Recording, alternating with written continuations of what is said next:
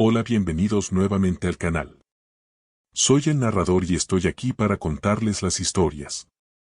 Sé que usan este video para muchas actividades, pero especialmente para dormir, así que, antes de comenzar, dale me gusta y suscríbete al canal. Y cuéntame de dónde me escuchas y qué hora es, para conocerlos. Pónganse cómodos y relájense.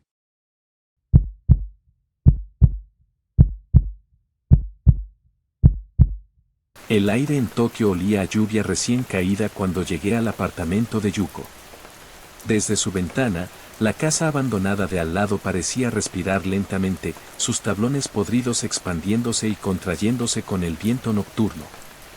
Es una Haruki Yasuki, me dijo Yuko mientras preparaba té, sus dedos temblando ligeramente al servir el agua hirviendo. Una casa que camina. Dicen que se mueve unos centímetros cada luna llena. Esa noche, desperté sobresaltado. Yuko estaba de pie junto a mi futón, su silueta iluminada por la luna que se filtraba por las persianas. Ahí dentro hay alguien, susurró, señalando hacia la casa oscura. Sus ojos reflejaban algo que no estaba en la habitación. Vamos, tiene que conocerte. El suelo crujió bajo nuestros pies mientras cruzábamos el jardín descuidado. La puerta principal cedió con un gemido que sonó demasiado humano. El interior olía a medicamentos vencidos y tierra húmeda. Yuko avanzaba con seguridad, como si conociera cada grieta del lugar. En el corredor principal, algo se movió en la oscuridad. No una sombra, sino la ausencia de ellas, un vacío que absorbía la poca luz que entraba por las ventanas rotas. ¿Ves? Yuko apretó mi brazo con fuerza sobrenatural. Te dije que estaba aquí. Cuando encendí la linterna de mi teléfono, él las iluminó un rostro pálido justo frente al mío. No era Yuko. Era algo que llevaba su piel como un traje mal ajustado, con sonrisa demasiado ancha para su cara. Corrí como nunca en mi vida. Las paredes del corredor parecían alargarse infinitamente hasta que finalmente salía la noche fría. Horas después, la verdadera Yuko me encontró temblando en el pasillo de su edificio, mis uñas clavadas en la moqueta como si hubiera estado arrastrándome. ¿Qué te pasa?, preguntó genuinamente alarmada. Llevas horas durmiendo. Cuando la policía encontró el cadáver momificado bajo las tablas del piso de la casa abandonada, supe la verdad. El forense estimó que llevaba allí desde los años 70, vestido con el mismo suéter azul que Yuko había usado esa noche. Ahora, cada vez que miro fotos de nuestro viaje, noto algo extraño, en todas las imágenes tomadas después de ese día. El reflejo de Yuko en espejos y ventanas sigue sonriendo un segundo después de que ella haya dejado de hacerlo.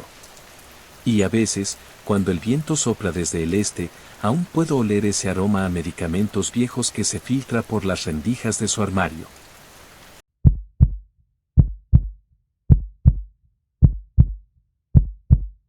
El olor a gasolina y carnada podrida llenaba la camioneta mientras mi padre y el tío Jaesik discutían sobre el mejor lugar para pescar. Yo, con mis 12 años y mi caña nueva, apenas podía contener la emoción. La radio emitía estática, interrumpida solo por un aviso meteorológico sobre niebla espesa en la región. Fue en ese camino rural, perdidos entre pinos que se mecían como espectros, cuando la vimos. Una mujer de vestido blanco flotando literalmente en el arcén, sus pies descalzos a centímetros del suelo húmedo. El tío Jaesik pisó el freno con un juramento. ¿Necesitan un buen lugar para pescar?, preguntó con una voz que sonaba a agua goteando en un pozo vacío. Sus labios no se movían al hablar. Conozco un lago secreto. Los peces allí nunca han visto un anzuelo. El estómago me dio un vuelco cuando la seguimos por un sendero que no aparecía en ningún mapa. La niebla se hacía más densa con cada paso, hasta que de pronto, allí estaba, un lago de aguas tan negras que parecía un espejo roto del cielo nocturno. ¿Y los peces? Dios, los peces saltaban como si quisieran ser atrapados, sus escamas brillando con un tono enfermizo bajo la luz de nuestra linterna. Mi padre clavó la caña con entusiasmo. Esto es pescar, muchacho. Su sonrisa se congeló cuando el primer pez picó. No luchaba como los demás. Se dejaba arrastrar, casi como si quisiera subir a la superficie.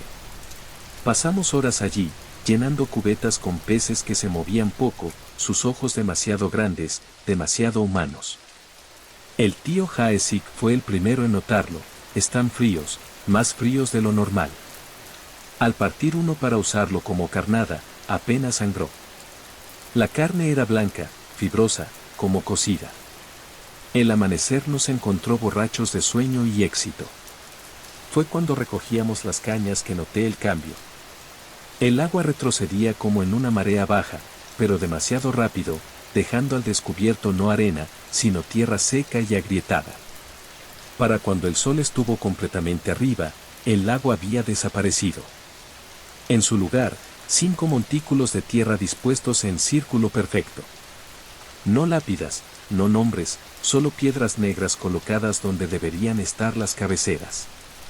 El viento llevó un susurro que no venía de ninguna boca. Los peces siempre tienen hambre, sobre todo los que están bajo tierra. El anciano que encontramos en la carretera no pareció sorprendido al vernos cubiertos de lodo y espanto. Sus dientes amarillos brillaron cuando murmuró: «¿Pescaron muchas piedras esta noche, muchachos?». En su jardín, reconocí las mismas piedras negras que marcaban las tumbas, apiladas como trofeos junto a su porche. Ahora, cada vez que abro el congelador, encuentro escamas plateadas en los rincones más oscuros. Y en las noches de niebla, si miro demasiado fijo el estanque del jardín, a veces veo 5 sombras sentadas en la orilla, sus cañas de pescar clavadas en aguas que nunca se mueven. Esperando.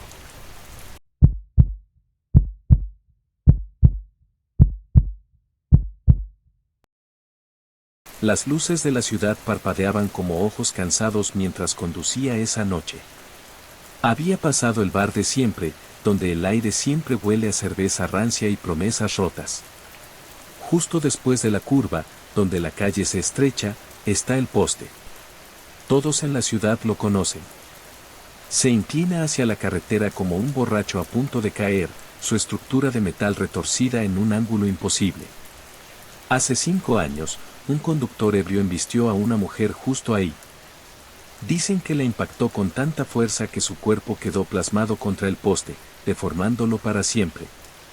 Yo solo creía en lo que podía fotografiar. Trabajaba para el municipio, documentando el deterioro de la infraestructura pública. Aquella noche, el jefe me pidió capturar el estado del poste maldito. Necesitamos repararlo antes de que alguien más hable de fantasmas, dijo, como si las palabras pudieran evitar lo inevitable. La cámara colgaba pesada en mi cuello cuando me estacioné frente al sitio. El flash iluminó las abolladuras, los arañazos profundos en el metal. Me agaché para un ángulo mejor y entonces... ¡Ta! ¡Ta! ¡Ta! Un golpe seco en el vidrio de mi ventana. Allí estaba ella. Su pelo, empapado de algo demasiado oscuro para ser agua, goteaba sobre el asfalto. Un brazo torcido en ángulos antinaturales se apoyaba en mi coche, dejando un rastro viscoso al deslizarse. Pero eran sus ojos lo que me paralizó, vidriosos, dilatados, con esa mirada de quien ya no tiene esperanza pero sigue pidiendo ayuda de todos modos.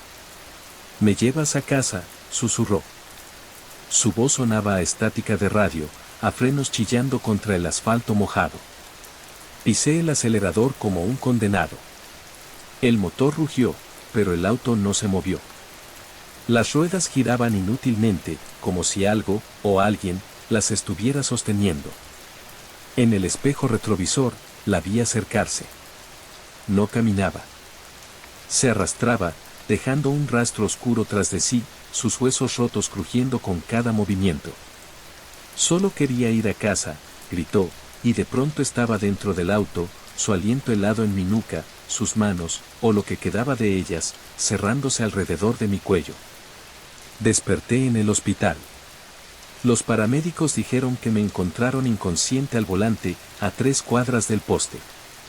Mis fotos mostraban solo imágenes borrosas, excepto una silueta desenfocada junto al poste, con un brazo alzado como pidiendo ayuda. Las autoridades realizaron un ritual budista la semana pasada. Quemaron incienso, recitaron sutras. Pero anoche, mientras pasaba por ahí, sí, sigo pasando, como un idiota, el poste seguía torcido. Y en su base, fresca como el rocío matutino, había una mancha oscura que olía a hierro y gasolina. Ahora cada vez que llueve, los charcos alrededor del poste se tiñen de rojo.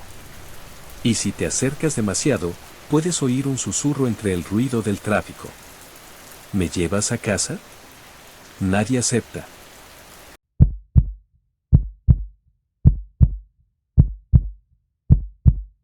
El techo de mi habitación se convierte en mi único mundo cada madrugada.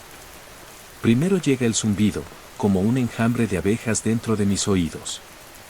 Luego el peso, esa presencia invisible que se sienta sobre mi pecho, robándome cada bocanada de aire.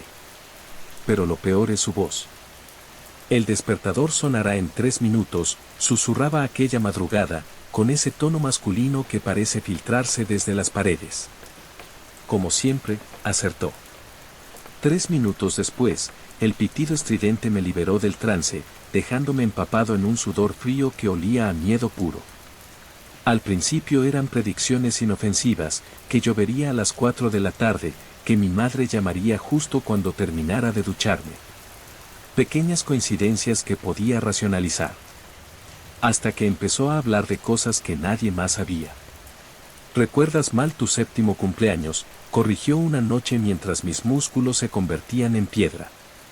El pastel era de chocolate, no de vainilla. Y tu padre lloró cuando soplaste las velas. ¿Cómo podía saberlo? Mi padre había muerto cuando yo tenía 9 años. No quedaban fotos de esa fiesta. La madrugada del jueves pasado rompió cualquier atisbo de duda. La voz no vino como un susurro, sino como un grito desgarrador que resonó dentro de mi cráneo. Los pesticidas queman como el infierno. Mis pulmones se llenaron del olor a químicos podridos, aunque la habitación olía a limpio. Una memoria que no era mía invadió mi mente, manos temblorosas sosteniendo una botella verde, el líquido espeso bajando por mi garganta en otra vida, en otro cuerpo. En tu vida pasada, moriste por beber veneno, rugió la voz mientras mi corazón amenazaba con romper mis costillas. Por eso regresaste. Para terminar lo que empezaste. El despertador me salvó, como siempre. Pero desde esa noche, encuentro botellas de pesticida en lugares imposibles, bajo mi almohada, en el refrigerador, en mi maletín de trabajo. Siempre verdes, siempre medio vacías. Y lo más aterrador es el gusto a químicos que persiste en mi boca, incluso después de cepillarme los dientes una docena de veces. Como si parte de mí, en algún lugar del tiempo, todavía estuviera bebiendo. Ahora la voz viene incluso estando despierto. Susurra desde el interior de mi armario, desde el fondo de mi taza de café. Siempre la misma frase, cada vez más urgente. Esta vez elige otro final.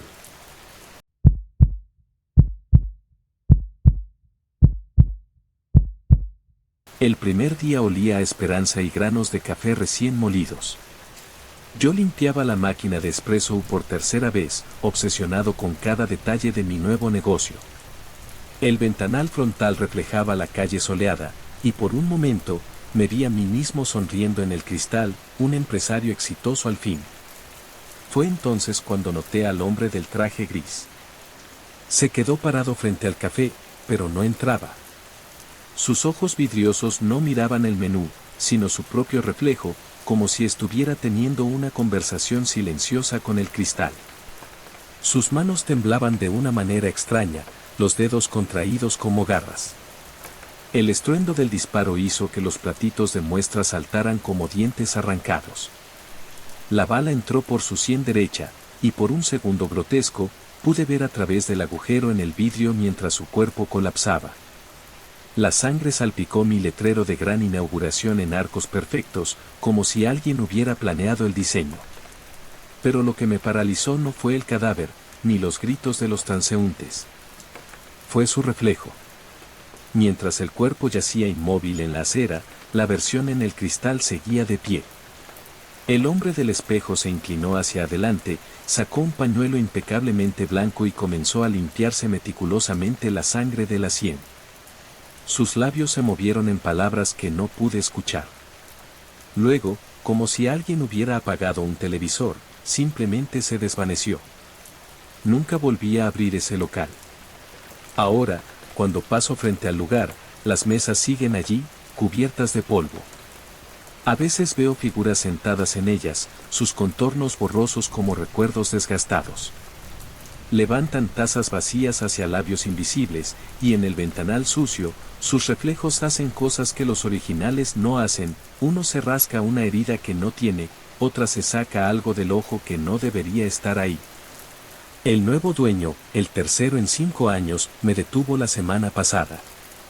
«Tú eras el del café, ¿verdad?», preguntó, sus ojos saltando nerviosamente hacia el ventanal. Ellos, los clientes fantasmas, a veces piden un espresso doble. Pero solo cuando estoy solo. Ayer pasé a medianoche. El local estaba oscuro, cerrado. Pero en el ventanal, claramente visible, estaba el hombre del traje gris. Esta vez no estaba solo. Una docena de figuras se sentaban a mesas que ya no existen, todas mirando fijamente su propio reflejo. Y en el centro, mi propio espejo, vacío donde debería estar mi imagen. Hoy recibí una llamada del nuevo dueño. Quería saber si yo tenía las llaves originales. Hubo un largo silencio cuando le pregunté por qué.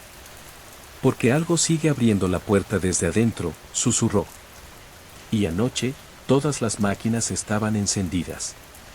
La cafetera hacía el sonido de preparar café. Pero no había agua en el tanque. Ahora mismo, mientras escribo esto, tengo una taza de café frente a mí. No la he tocado, pero el líquido negro se mueve solo, formando pequeños remolinos. Y si miro lo suficientemente cerca, puedo ver caras diminutas emergiendo en la superficie, bocas abiertas en gritos silenciosos. Como el hombre del traje gris. Como todos los que han entrado a mi café desde entonces. Como yo mismo, tal vez, en algún futuro cercano.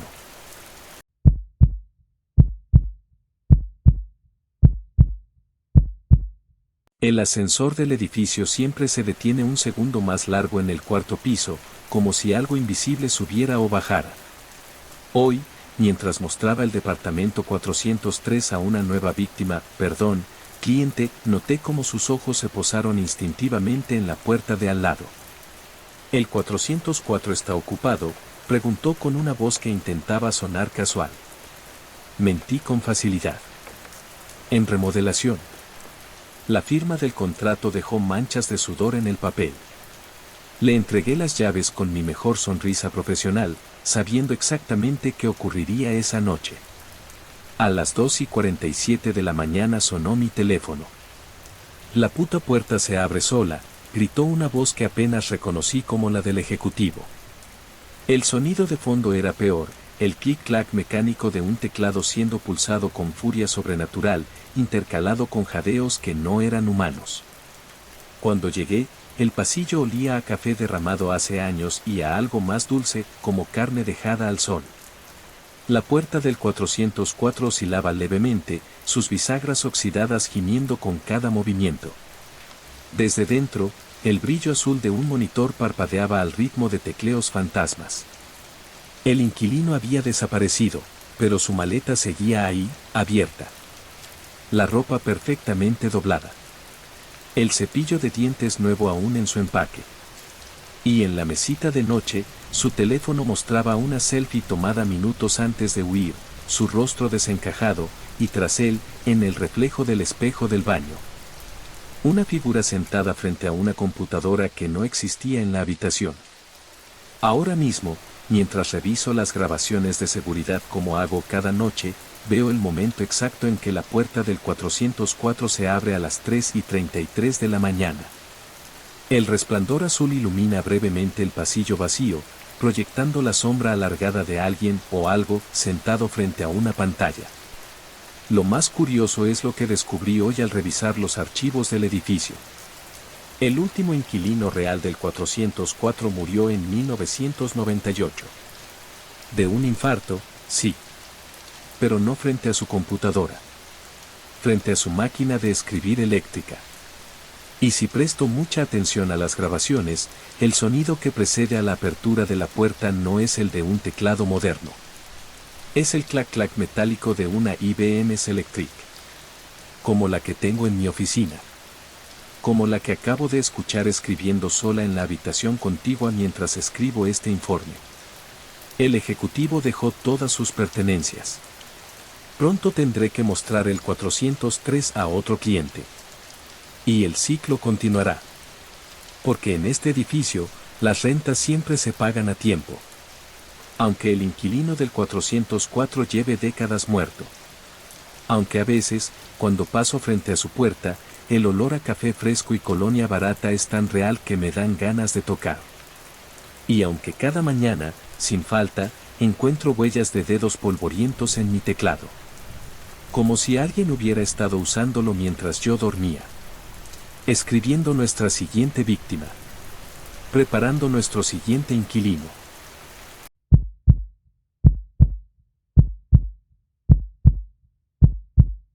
El dolor punzante en mi nuca nunca desapareció del todo.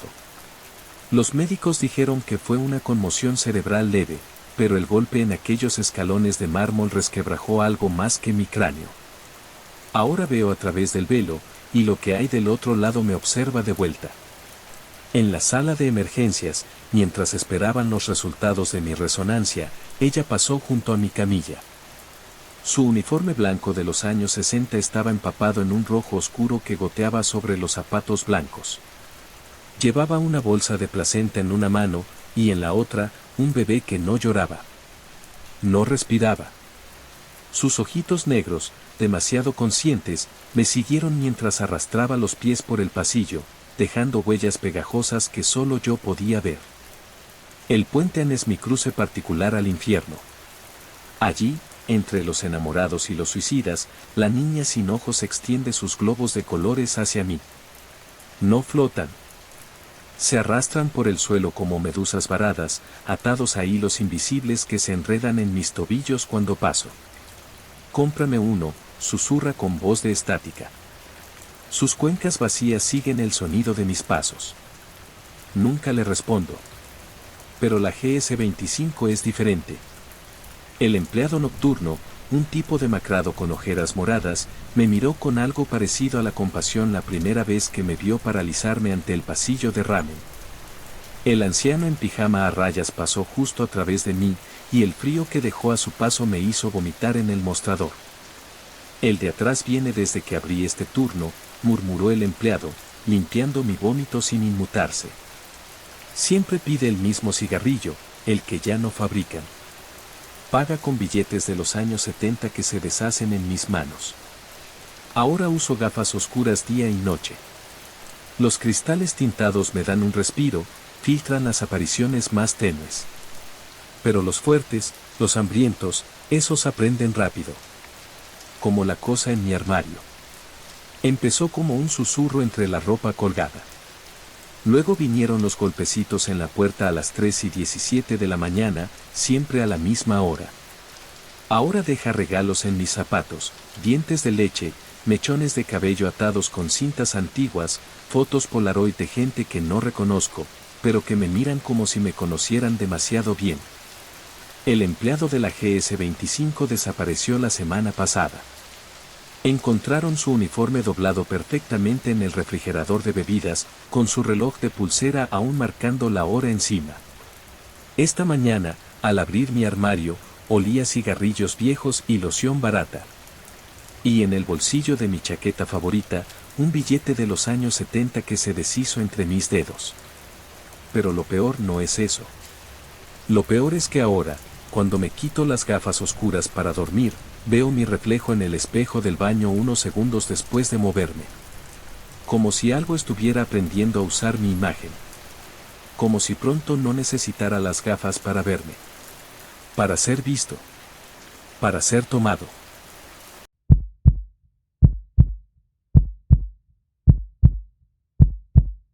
El árbol centenario se alzaba en el patio de la escuela, sus ramas retorcidas como dedos huesudos apuntando hacia el cielo. Todos los estudiantes conocían la leyenda: si caminabas solo bajo sus hojas doradas al atardecer, podías escuchar la voz de un niño pidiendo que le ayudaras a encontrar su cabeza. Yo nunca creí esas tonterías. Hasta que una tarde, mientras grababa un documental estudiantil sobre mitos urbanos, escuché el primer susurro. ¿Me ayudas a buscar? La voz salió de entre las raíces del árbol, tan clara que giré la cámara instintivamente. En la pantalla LCD, entre las sombras de las hojas, algo se movió demasiado rápido para ser un animal. Esa noche, mi madre palideció cuando mencioné el árbol. Durante la guerra, susurró, como si temiera que las paredes escucharan, los soldados vinieron por nuestro pueblo. Un niño, no mayor que tú, intentó proteger a su hermana pequeña. Sus dedos temblaban alrededor de su taza de té. Le cortaron la cabeza justo bajo ese ginkgo. Dicen que su cuerpo siguió corriendo varios pasos antes de caer. Regresé al árbol al día siguiente, determinado a encontrar una explicación lógica. El viento otoñal hacía llover hojas doradas, y entre su crujir, escuché de nuevo la voz. Aquí no está, ¿la has visto? Esta vez venía de arriba. Miré hacia las ramas más altas. Colgando entre el follaje, pálido como la luna, el rostro de un niño me sonreía. Su cuello terminaba en carne desgarrada, de donde goteaba una savia oscura que olía a cobre y tierra vieja. Tú tienes cara, ¿me prestas la tuya? Corrí como nunca en mi vida. Ahora, cada otoño cuando las hojas del ginkgo caen, encuentro ramitas rotas en mi ventana. Y a veces, en el reflejo del espejo, veo algo moverse detrás de mí, un destello de piel pálida entre las sombras, como si alguien se escondiera justo fuera de mi visión. Anoche desperté con un frío insoportable en el cuello. Y en mi mesita de noche, una hoja de ginkgo perfectamente conservada, sus venas teñidas de rojo. Como sangre seca. Como advertencia. Como invitación. Porque el niño sigue buscando. Y ahora sabe dónde vivo.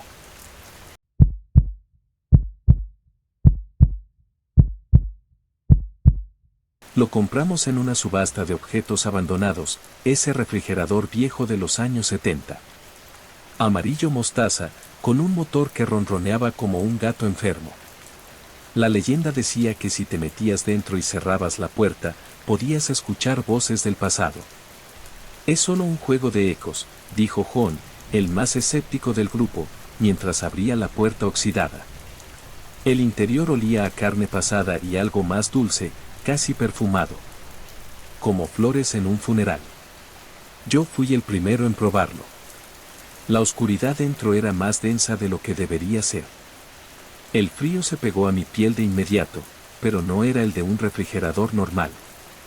Era ese escalofrío que recorre tu espina dorsal cuando sabes que algo te está mirando en la oscuridad. Clic. La puerta se cerró tras de mí. Al principio, solo silencio. Luego, un susurro tan cercano que sentí el aliento helado en mi oreja. No es tu turno todavía. Cuando la puerta se abrió, salí riendo, fingiendo que no había notado cómo mis alientos salían en nubes demasiado espesas para los pocos segundos que había estado dentro. Minji fue la siguiente. Dentro del refrigerador, su risa nerviosa se convirtió en un jadeo. Golpeó la puerta desde adentro, cada vez más fuerte, hasta que la abrimos. Cayó de rodillas, los labios azules, los ojos dilatados como platos. Había alguien más ahí dentro, susurró. No decía palabras coherentes después de eso, solo se mecía hacia adelante y atrás, abrazándose a sí misma. La llevamos a casa, pensando que era el SOC. Pero esa noche, recibí un mensaje de John. Fui a revisar el refrigerador. Algo está mal. Las fotos que adjuntó me hicieron vomitar. En cada una, aunque el refrigerador estaba vacío cuando se tomó, en el reflejo de la puerta metálica se veía claramente una figura pálida agachada en el estante superior. Demasiado grande para caber allí. demasiado humana para ser real. Los ojos sin párpados. La sonrisa demasiado ancha. Las manos con dedos largos como tiras de jamón crudo, aferrándose al borde del estante. Como si estuviera esperando a que alguien más abriera la puerta. Como si estuviera hambriento. Ahora Minji está en el hospital, catatónica.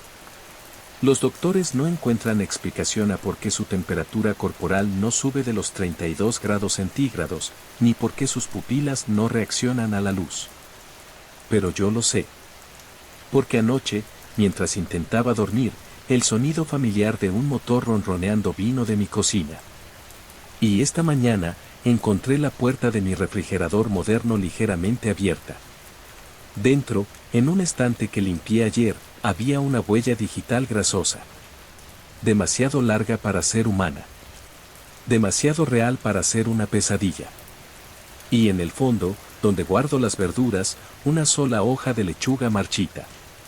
Mordisqueada.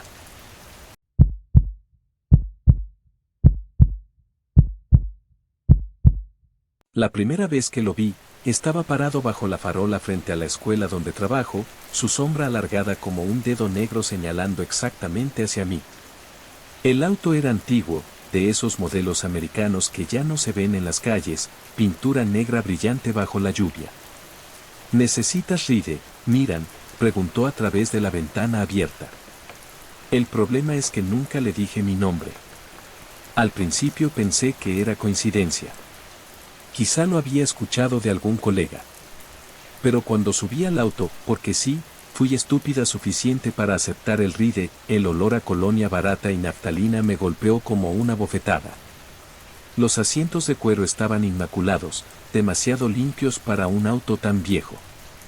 Te esperé después de la reunión de padres, dijo mientras conducía, sus manos enguantadas agarrando el volante con precisión quirúrgica. A tu alumno, el pequeño Kim, le va mejor en matemáticas, ¿no? Nunca mencioné que enseño matemáticas. Nunca hablé de mis alumnos con extraños. Cada ride fue igual. Aparecía en los momentos más inesperados, cuando corría tarde por la mañana, cuando la lluvia arruinaba mi peinado, cuando el último autobús no llegaba. Siempre sabía cosas que no debería. El nombre de mi gato que murió en la infancia. La canción favorita de mi abuela. El tipo exacto de té que tomo cuando estoy estresada. Hoy decidí confrontarlo. ¿Cómo sabes todo esto de mí?, le pregunté, los dedos temblando sobre el pestillo de la puerta. Su sonrisa no alcanzó los ojos. Ojos que, noté por primera vez, no tenían pestañas. Ni reflejo. Porque te he estado observando por mucho, mucho tiempo, Miran, susurró, inclinándose hacia mí. Su aliento olía a tierra húmeda y caramelos vencidos. Desde antes de que nacieras. Salté del auto en movimiento. Las rodillas ensangrentadas y el brazo dislocado valían la pena con tal de escapar. Ahora estoy en mi departamento, con todas las luces encendidas. El mensaje llegó hace 5 minutos, aunque bloqueé su número después del primer ride. Miran, hoy fue divertido. Pero lo que me tiene paralizada no es el mensaje. Es el sonido de un motor ronroneando afuera de mi edificio. Es el olor a naftalina que se filtra por debajo de mi puerta. Y es el hecho de que, cuando revisé mis fotos de la infancia por primera vez en años, en cada una de ellas, incluso en mi foto de primer grado, incluso en la ecografía prenatal, hay una sombra al fondo. Una figura alta. Un auto negro. Y 2 ojos sin reflejo, observando. Esperando. Porque ahora entiendo la verdad. Nunca me dio rides a casa. Siempre me los dio de vuelta a casa. A su casa.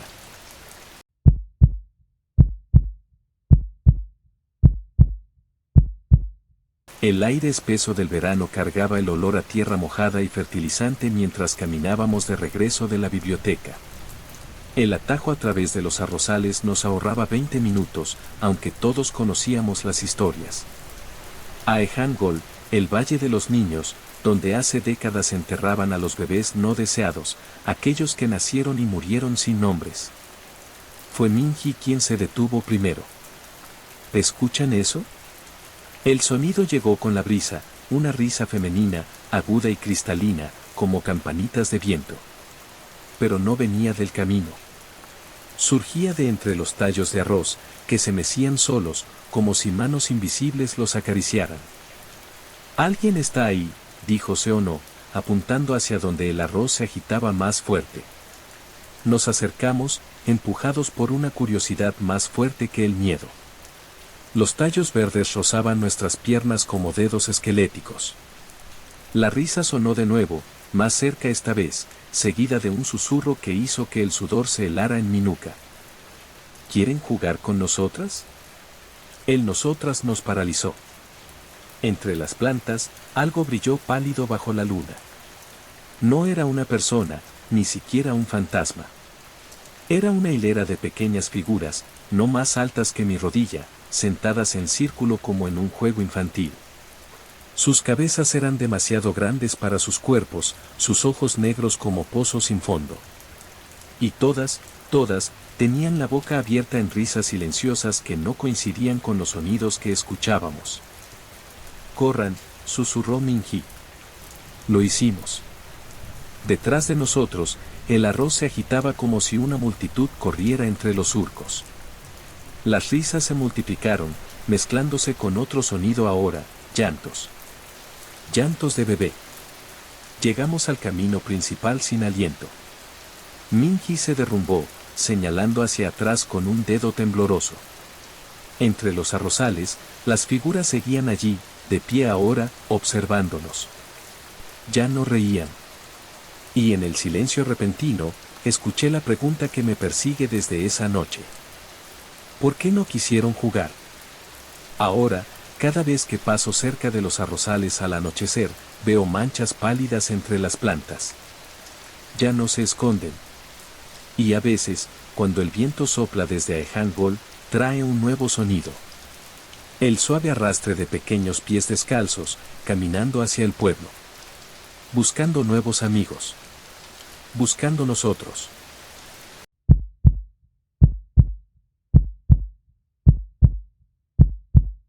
La primera vez que lo vi fue un martes, mientras corregía exámenes junto a la ventana de la sala de profesores. El campo deportivo estaba iluminado solo por la luna llena, el viento movía las redes de fútbol como telarañas gigantes. Entonces apareció él, un estudiante con uniforme deportivo viejo, de esos que ya no usamos hace años, corriendo con una técnica perfecta pero antinatural. Sus zapatillas no levantaban polvo. Llevaba la cuenta en voz alta, 17. La voz sonaba joven, pero con un eco metálico, como si saliera de un parlante antiguo. Recordé entonces la leyenda que los conserjes cuentan en secreto. En los años 80, un atleta murió de un infarto durante los entrenamientos nocturnos. Dicen que sigue corriendo, y cuando complete las 20 vueltas que no pudo terminar en vida, alguien en el colegio morirá para tomar su lugar. Me reí de mi propia superstición y volví a los exámenes. Al levantar la vista minutos después, el estudiante estaba justo frente a mi ventana, a pesar de que no lo había visto cruzar la pista. Sus ojos eran pozos negros sin reflejo, la boca abierta en un jadeo que no emitía vapor en el aire frío. 18, gritó, mirándome directamente. El terror me paralizó. Porque ahora podía ver los detalles, el sudor en su rostro era demasiado espeso, casi gelatinoso. Su pecho no se movía con la respiración. Y sus pies no tocaban el suelo del todo, como si corriera sobre una superficie invisible a centímetros del césped. Corrí al baño a vomitar. Cuando regresé, temblando, el campo estaba vacío. Pero al día siguiente, la enfermera del colegio apareció muerta en su oficina. Infarto masivo, dijeron. Sana, solo 35 años. Anoche lo vi de nuevo. Esta vez no estaba solo en la sala de profesores. El conserje anciano, el que me contó la leyenda, estaba junto a mí, mirando con resignación al corredor fantasma que completaba su 19ª vuelta. La 20ª es la última, susurró, limpiándose una lágrima. Y siempre necesita un reemplazo. Ahora, mientras escribo esto, escucho pasos en el corredor vacío. No son los del conserje, que hoy no vino a trabajar. Son más rápidos, más jóvenes. Y vienen acompañados de un jadeo familiar que cuenta. 19.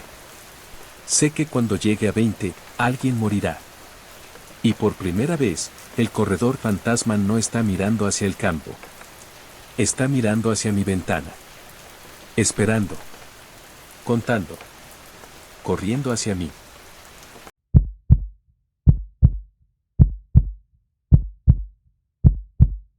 La vela parpadeó primero.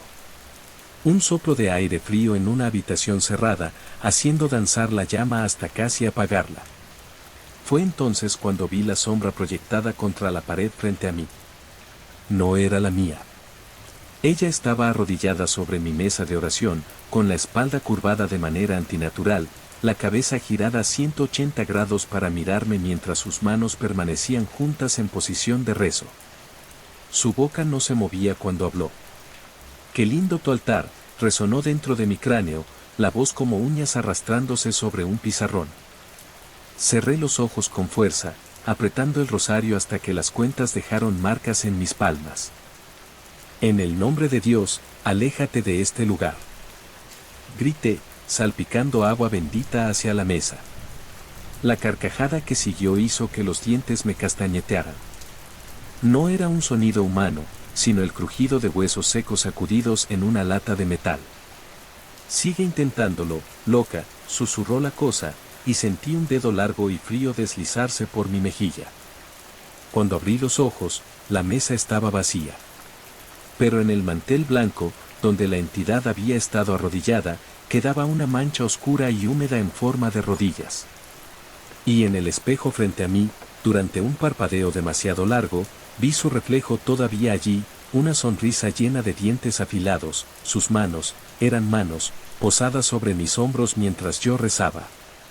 Ahora cada vez que enciendo una vela, la llama se vuelve negra. Y en el silencio de la noche, algo repite mis oraciones palabra por palabra. Pero al revés.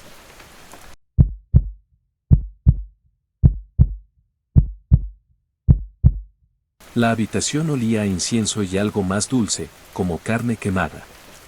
Me desperté con los pulmones ardiendo, los dedos entumecidos alrededor del mango del cuchillo de cocina. La hoja brillaba bajo la luz de la luna, manchada de algo oscuro que no era sangre. No recordaba haber ido a la cocina. El sueño aún se aferraba a mí como una segunda piel. Jesús, no el de los cuadros, sino algo más delgado, con ojos como huevos podridos, me había mostrado la verdad sobre mi primo. «Cuenta sus dientes», me susurró mientras su boca se abría demasiado ancha, mostrando una hilera de colmillos negros. «Los humanos no tienen tantos». En el sueño, mi primo sonreía con 32 dientes perfectamente alineados. Demasiado perfectos. Demasiado blancos. Ahora, de pie en mi habitación, el cuchillo pesaba como un pecado en mi mano. El reloj marcaba 3:17 de la mañana. Desde la casa de mi primo, al otro lado de la calle, una luz se encendió. Mi teléfono vibró. Un mensaje de él. «¿Por qué estás mirando por la ventana, hermano?» Las cortinas de su casa se movieron. Algo, se asomó. Era mi primo, pero no. Su cuello giraba como el de un búho, los ojos negros y brillantes como los del Jesús de mi sueño. El siguiente mensaje llegó con una foto adjunta. «¿Quieres contar mis dientes en persona?» La imagen mostraba mi propia cama. Yo estaba dormido. Y sentado en el borde del colchón, con una mano huesuda acariciando mi pelo, estaba el Jesús falso de mi sueño, sonriendo a la cámara. Detrás de él, en la puerta de mi habitación, mi primo esperaba. Con el mismo cuchillo que ahora temblaba en mi mano. Con la misma sonrisa llena de dientes. Y en el piso, entre ambos, mi reflejo dormido. Sosteniendo un cuchillo idéntico. «Mátalo», susurró algo en mi oído, con voz de miel y gusanos. pero el cuchillo en mi mano ya no apuntaba hacia la casa de mi primo. Se giraba lentamente, contra mi voluntad, hacia mi propio estómago. Porque ahora entendía la verdad. El Jesús falso no me había mostrado a mi primo. Me había mostrado a mí. Y en el espejo del pasillo, mientras la hoja se hundía en mi carne sin que yo pudiera detenerla, vi finalmente mi reflejo verdadero. Ojos negros. Dientes demasiado blancos. Y sonriendo mientras el Jesús falso me acariciaba el pelo, susurrando. Bien hecho, hijo mío.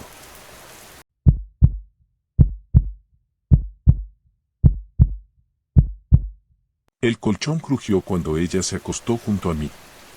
Noté algo distinto en su perfume, más dulce, como flores marchitas, pero el sueño me arrastró antes de poder preguntar. Sus dedos, demasiado largos, me acariciaron el pelo con un ritmo hipnótico.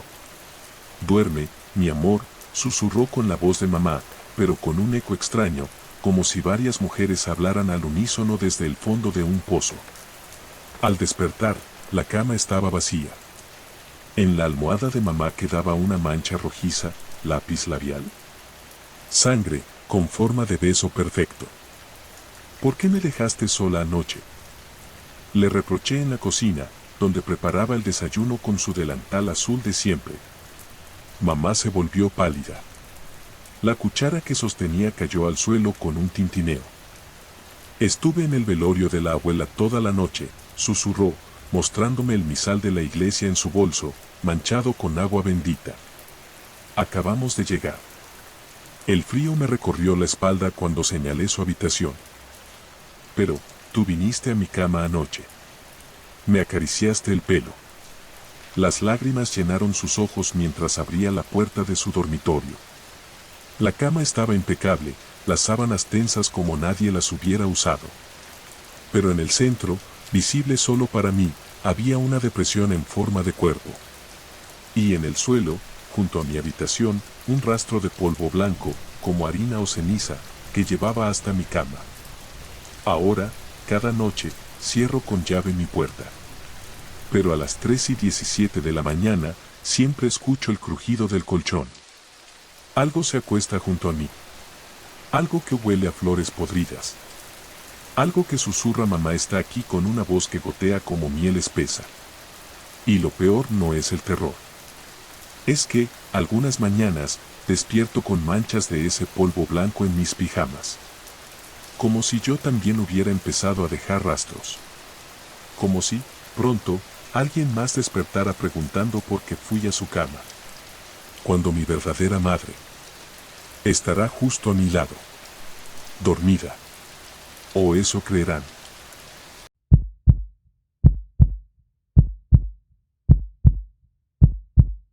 Soy un esmarine. Ya han pasado casi 10 años desde que me retiré. Tuve la suerte de servir en un barco grande, uno de los 2 destructores clase Aegis que tenía la Marina en ese entonces. No sé cómo será el ambiente ahora, pero en esa época, el clima a bordo era tan tenso que, cuando llegué por primera vez, pasé casi una semana sin intercambiar ni una palabra con mis compañeros. Solo nos sentábamos en el dormitorio, esperando órdenes. Un día, conocí a un suboficial de alto rango que pasaba mucho más tiempo holgazaneando en el dormitorio que los demás. Al principio, pensé que era un privilegio de su rango, pero luego noté algo extraño. A veces, sentado en silencio, parecía mirarme y sonreír. No estaba seguro si me observaba o vigilaba a alguien más. Con el tiempo, empecé a hablar con él. Era amable, siempre sonriente, y a veces me pedía prestadas cosas. Pensé que me tenía estima, lo cual me beneficiaba. Pero un día, un suboficial superior me advirtió, deja de acercarte a él. Resulta que ese suboficial no siempre había sido así. Al principio era normal, pero con el tiempo se volvió extraño. La tripulación lo evitaba, casi no hablaba con nadie, y su rostro siempre estaba tenso, como si viviera con miedo. Hasta que, unos meses antes de mi llegada, lo retiraron de todas las tareas. Una noche, durante mi guardia, escuché un sonido extraño proveniente del comedor cerrado. Era el sonido de una máquina de karaoke. ¿Pero quién la habría encendido a las 3 de la mañana? Cuando abrí la puerta, lo encontré allí, llorando frente a la pantalla. Le pregunté, ¿qué está haciendo aquí? Él respondió, tenía miedo de estar abajo, aquí es menos aterrador. Confundido, le dije, ¿menos aterrador? Abajo hay decenas de marineros durmiendo. Él me miró fijamente y dijo, no, en este barco solo estamos tú y yo. Corrí de inmediato a informar al oficial de guardia. Días después, lo declararon no apto para el servicio y lo bajaron del barco. Años más tarde, un veterano me contó algo escalofriante, ese suboficial decía que veía fantasmas. Creía que algunos de los tripulantes no eran humanos. Y entonces lo entendí, para él, yo era el único real.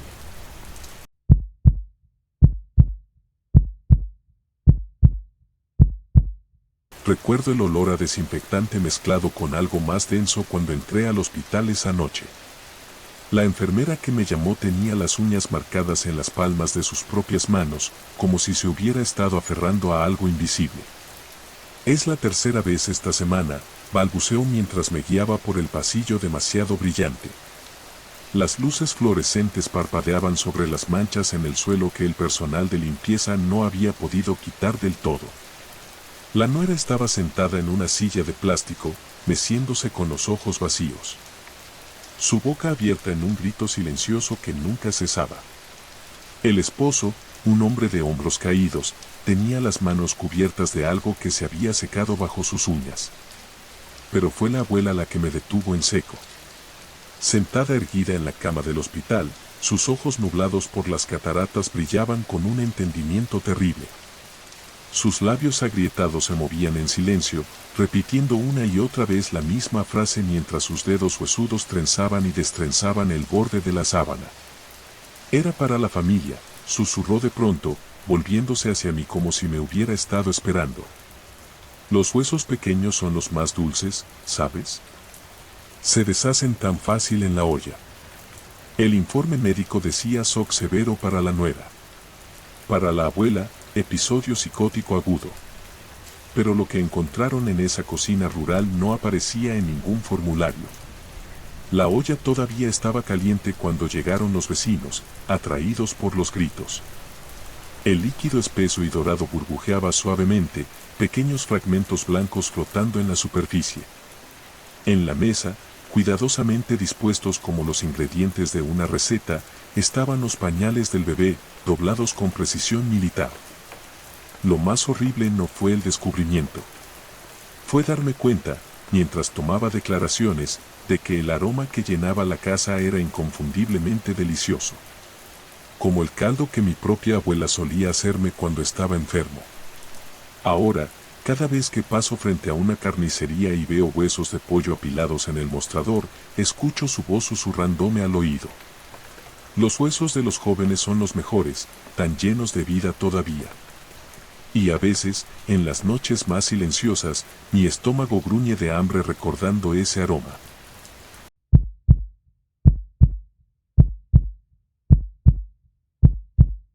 Cuando Min-Hun me pidió ayuda para montar su tienda de electrónicos en ese local subterráneo, algo en mis huesos me advirtió que no fuera. El aire olía a humedad vieja y a algo más dulce, como flores marchitas en un funeral. Las paredes, pintadas de un blanco sucio, tenían marcas oscuras en forma de óvalo a la altura exacta donde alguien habría apoyado las manos contra ellas, intentando escapar. El precio era demasiado bueno para rechazarlo, dijo Min-Hun mientras instalábamos los estantes. Su sonrisa no llegaba a los ojos. La primera semana, los empleados comenzaron a quejarse de cosas pequeñas, monitores que se apagaban solos, herramientas que desaparecían y aparecían en lugares absurdos. Luego vinieron los informes de risas. Es una risa de mujer, me confesó una cajera, sus uñas mordidas hasta sangrar.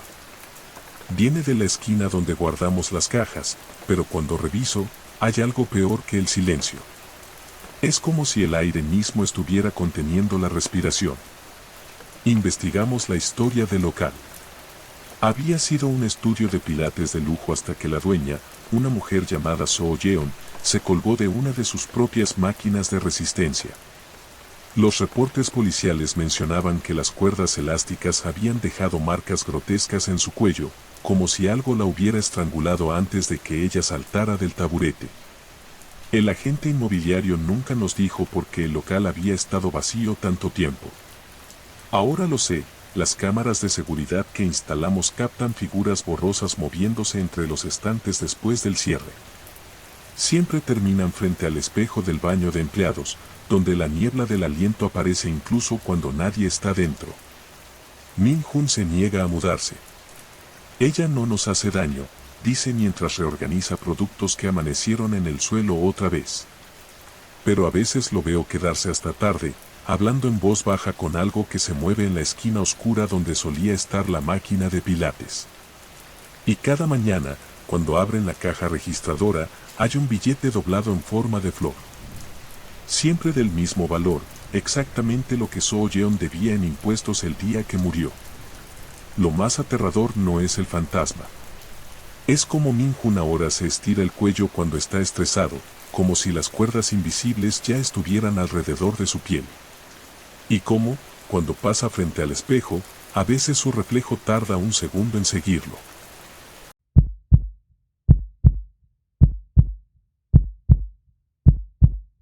El aire en aquel hospedaje siempre olía a hierba recién cortada y algo más, como tierra removida después de la lluvia.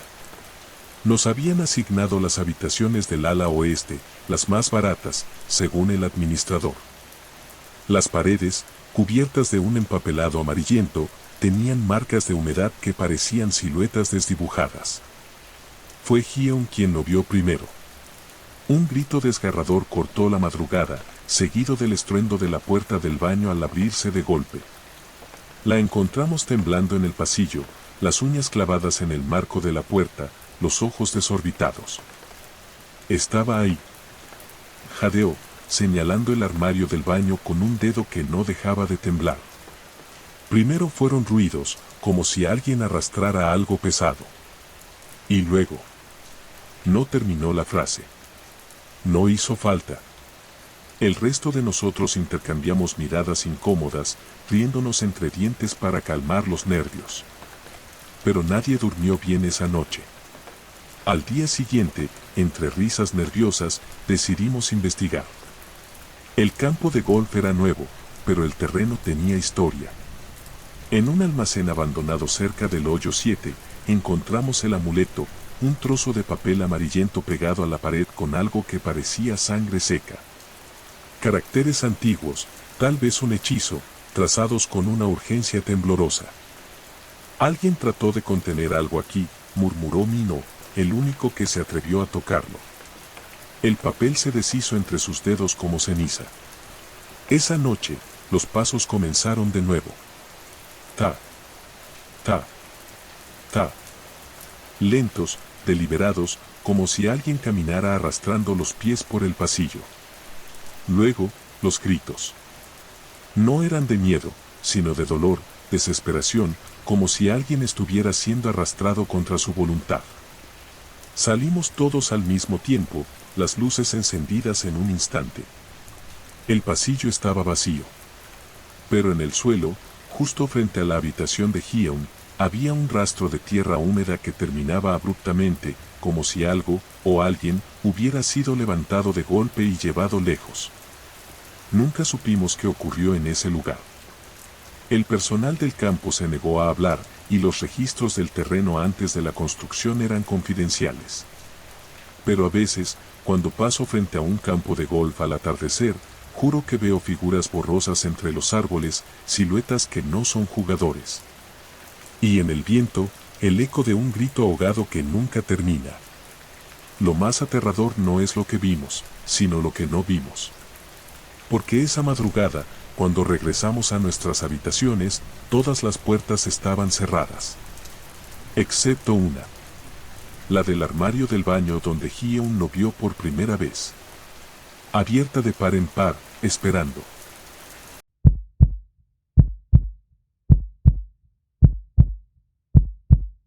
El aire olía a tierra mojada y crisantemos marchitos cuando salí del velorio. Necesitaba escapar del peso de los lamentos, del incienso que se pegaba a la piel como una segunda sombra. Caminé sin rumbo, las farolas del cementerio parpadeando como ojos enfermos en la oscuridad. Fue entonces cuando lo escuché. Un arrastrar de pies sobre la grava, lento, desigual. Como si alguien caminara con un solo zapato. Hin Sok. Hin Sok. La voz era un quejido roto, saliendo de una garganta que ya no debería funcionar. Cuando me di la vuelta, lo vi a 10 pasos de distancia. Su traje negro estaba empapado, pegado a un cuerpo que se movía en ángulos imposibles.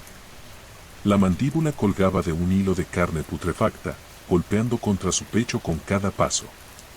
Los ojos, blancos como huevos podridos, se clavaron en mí. ¿Eres tú, Hin Sok? El aliento que escapó de su boca destrozada olía a gasolina y carne quemada. Corrí sin mirar atrás, las risas de los dolientes en el salón velatorio sonando como gritos ahogados a lo lejos. Al día siguiente, el murmullo recorrió el funeral. El señor Park, un primo lejano, había muerto en un choque camino al velatorio. Su coche se estrelló contra un camión cisterna. La foto en el obituario lo mostraba sonriente, con la mandíbula intacta. Pero yo sabía la verdad. Esa noche, cuando todos se fueron, me acerqué al ataúd de mi abuela por última vez. Entre los pétalos de flores, algo brilló, una placa dentadura antigua con el nombre Hin Sok grabado en la base. Desde entonces, cada vez que visito su tumba, encuentro huellas de lodo seco que dan vueltas alrededor de la lápida. Y a veces, si el viento sopla desde el este, aún escucho ese susurro rasposo. Hin Sok, al fin te encontré. Ahora llevo siempre audífonos en los funerales. Porque hay voces que, una vez escuchadas, nunca te abandonan.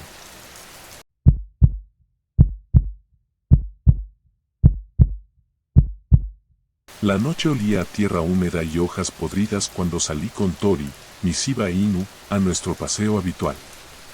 Él siempre tiraba de la correa, ansioso por olfatear cada rincón del parque, pero esa noche se movía con cautela, las orejas gachas como si algo lo estuviera vigilando desde la oscuridad entre los árboles. Fue entonces cuando lo vi. Algo rodaba colina abajo, rebotando contra las raíces expuestas de los árboles con un sonido húmedo y carnoso. Al principio pensé que era una pelota abandonada, hasta que la luz de la luna iluminó sus facciones con una claridad obscena. Una cabeza. No una calavera descarnada, sino una cabeza completa, con la piel aún pegada al cráneo, los labios parcialmente separados como si estuviera a punto de decir algo. Sus ojos, vidriosos y bien definidos, giraban en sus cuencas siguiendo cada rebote, clavándose en mí con una mirada que no era de terror, sino de reconocimiento. Lo más perturbador fue Tori. No ladró. No gruñó. Simplemente se sentó y observó, con la cabeza ladeada, como si aquella visión fuera algo ordinario, algo que había visto antes. La cabeza se detuvo a mis pies. Un hilillo de saliva oscura brotó de su boca entreabierta, mezclándose con la tierra. Juré que sus labios temblaron, formando una palabra muda antes de que, de repente, rodara de nuevo colina abajo, desapareciendo en la oscuridad del bosque. Tori me miró, como preguntando si íbamos a seguir nuestro paseo. Días después, mientras tomaba un café en una tienda cercana, el dueño me contó la historia sin que yo la pidiera. Hace unos 10 años, encontraron un cuerpo por ahí, dijo, señalando hacia el parque con el mentón mientras limpiaba una taza. Nunca supieron quién era. Le faltaba la cabeza. Ahora, cada vez que paseo a Tori de noche, me detengo en ese mismo lugar. A veces, cuando el viento sopla desde el este, escucho un sonido sordo y húmedo rodando entre los árboles. Y Tori, mi perro que ladra a las sombras más inocentes, sigue sin reaccionar. Como si esa cabeza fuera un viejo conocido. Como si supiera que, tarde o temprano, volverá a rodar hacia nosotros. Y esta vez, tal vez no se detenga a mis pies. Tal vez siga rodando. hasta chocar contra mis tobillos.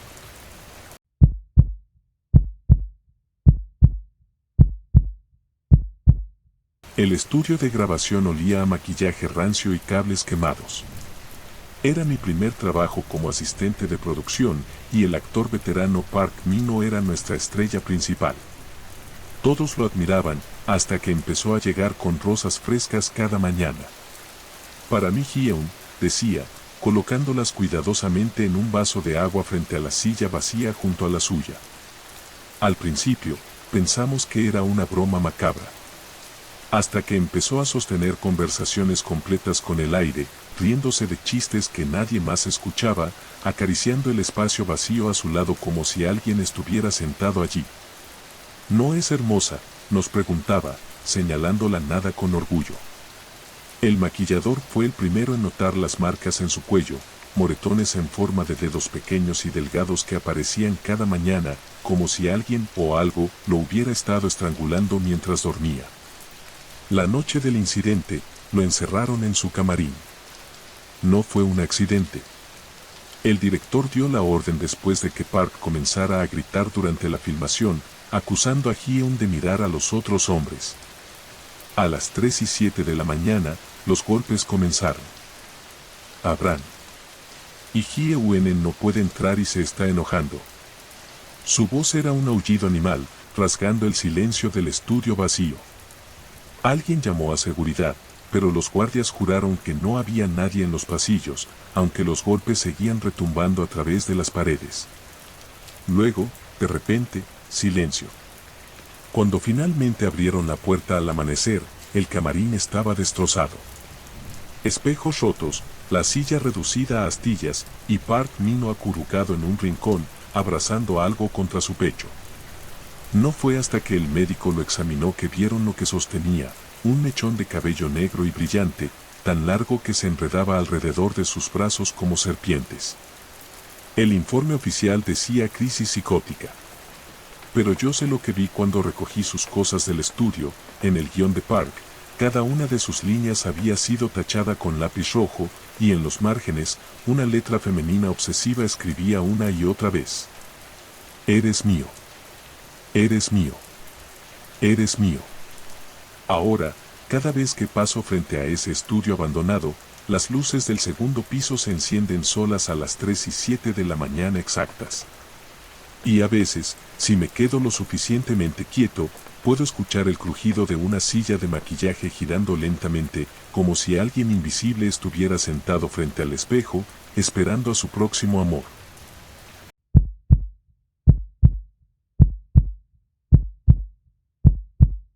El sol se estaba poniendo sobre los acantilados de Jeju cuando los conocí. Él, alto y de hombros anchos, con una sonrisa que no alcanzaba sus ojos fríos. Ella, delicada como una muñeca de porcelana, sus dedos entrelazados con los de él de un modo que ahora me hace estremecer. Queremos una sesión de pareja, dijeron al unísono, sus voces mezclándose perfectamente, como si hubieran practicado el fraseo. El viento soplaba fuerte ese día, levantando el vestido blanco de ella de una manera que debería haber sido hermosa, pero que ahora, al recordarlo, me eriza la piel. Porque cuando revisé las fotos en crudo, noté algo que mis ojos no habían captado en persona. Sus sombras no seguían la dirección del atardecer. Se retorcían hacia los acantilados, alargándose como garras oscuras hacia el borde donde tantos amantes van a jurarse amor eterno. Les envié las fotos al correo que me dieron, para nuestra madre, habían dicho con esas sonrisas idénticas que no mostraban dientes. La respuesta llegó a las 3:33 de la mañana. ¿Dónde están mis hijos? Adjunto había un enlace a un artículo de 3 años atrás, hermanos se suicidan en acantilado de Jeju tras relación incestuosa. Sus caras, ahora que lo veía claro, eran inconfundibles. Los mismos ojos vacíos. La misma manera de moverse en perfecta sincronía, como si compartieran un solo cerebro. El correo electrónico que usaron para contactarme estaba registrado a nombre de su madre, fallecida 2 meses después de ellos. Ahora, cada vez que abro Lightroom para editar, sus imágenes aparecen aunque las haya borrado. Siempre con un nuevo detalle. En una, sus cabezas están giradas 180 grados. En otra, sus sombras se han separado de sus cuerpos por completo, formando una tercera figura entre ellos. Y en la última, tomada según mi cámara ayer por la noche mientras dormía, aparezco yo también en el encuadre. Con sus brazos rodeándome desde atrás. Y el título del archivo, Familia, JPG.